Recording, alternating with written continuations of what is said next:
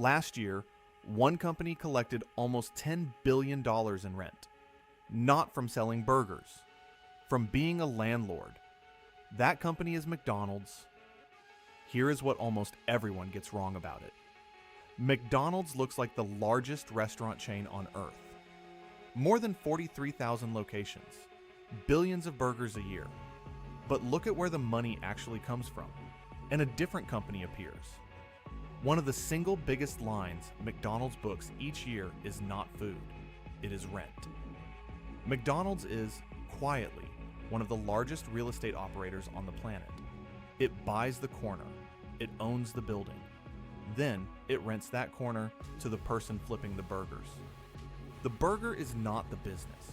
The burger is how the tenant pays the rent. Rewind to 1955. A milkshake machine salesman named Ray Kroc opens his first McDonald's in Des Plaines, Illinois, and he is nearly broke. The franchise fee is tiny, a few $100s plus a sliver of every sale. Sell a 15-cent hamburger, keep a fraction of a cent. It does not work. Then, a former finance executive named Harry Sonneborn looks at the numbers and sees what Kroc missed. Stop trying to make money on the food. Make money on the ground underneath it. In 1956, Sonneborn sets up a separate company, Franchise Realty Corporation. The plan is simple and radical.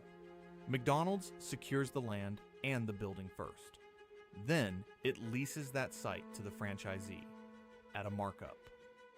Sonneborn said it himself, and it is the most honest sentence any executive has ever spoken about this company. We are not in the food business. We are in the real estate business. So, how does the machine actually work? Follow one restaurant. First, McDonald's gets the site.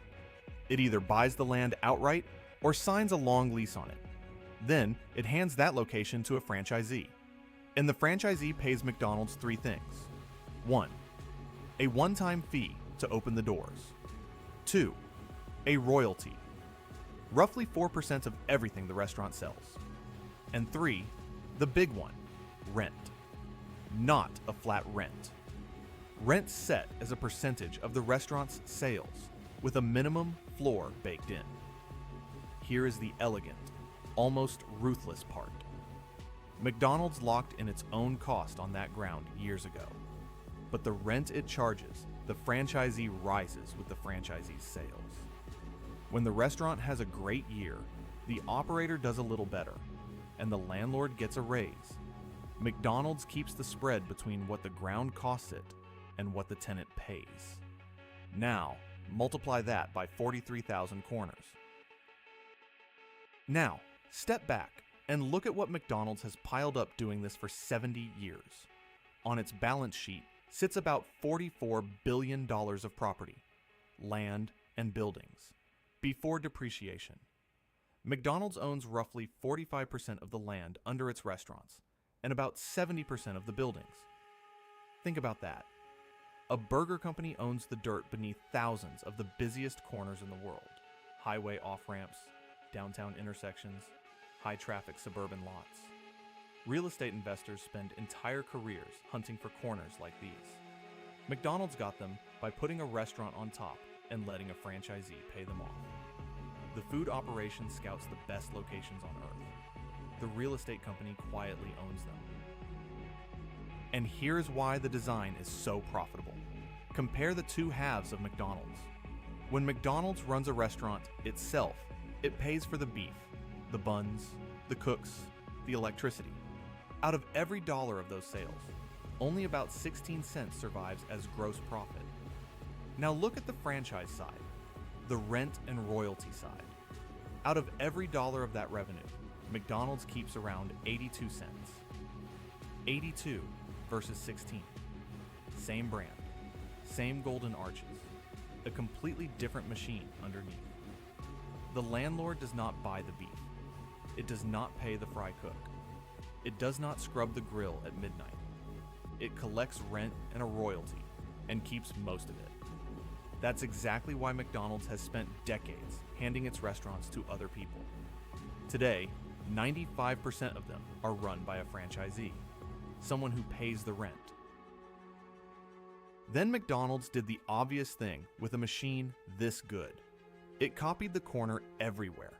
More than 43,000 restaurants in over 100 countries. And roughly 19 out of every 20 are franchised, each one a tenant, each one paying rent tied to its own sales. This is the part that compounds. A normal landlord's rent is fixed for years. McDonald's rent floats upward with sales in dozens of currencies across the planet. Every new country is fresh ground to acquire. Every busy year at the counter is a raise for the landlord. Add it all up. McDonald's restaurants sold more than $130 billion of food last year. McDonald's itself booked about $26 billion. The gap between those two numbers is the whole point. McDonald's does not need to sell the food. It needs the person who does to keep paying rent. But no model is free. This one has a cost and a crack. The cost? Real estate is heavy. To keep the rent flowing, McDonald's has to keep buying and holding billions of dollars of property, capital a pure franchisor could simply avoid. And the crack runs right through its own family. Franchisees are the tenants, and tenants resent the rent. When McDonald's raises fees, tightens standards, or forces a renovation, operators push back, publicly and loudly, because their rent and their royalties are set by the same landlord they answer to. It is a permanent tension baked into the design. And yet the landlord holds the leverage. The lease is a contract. The rent has a floor. When a recession hits and burger sales dip, the royalty may soften, but the rent still comes due. That is exactly why McDonald's has been one of the most durable cash machines in the market for 50 years. So the next time you see the golden arches, look again. That is not a restaurant sign. It is a for lease sign over one of the most valuable little parcels of land in that town. Harry Sonneborn saw it 70 years ago. McDonald's sells food because food is the best rent payer ever invented. Reliable, daily, in every neighborhood on earth. But underneath every restaurant is the real business. The ground, the building, and a tenant who signed a lease. So forget the burger. McDonald's already did the math a long time ago. The most successful restaurant company in history is not, at its core, a restaurant company at all. It is a landlord.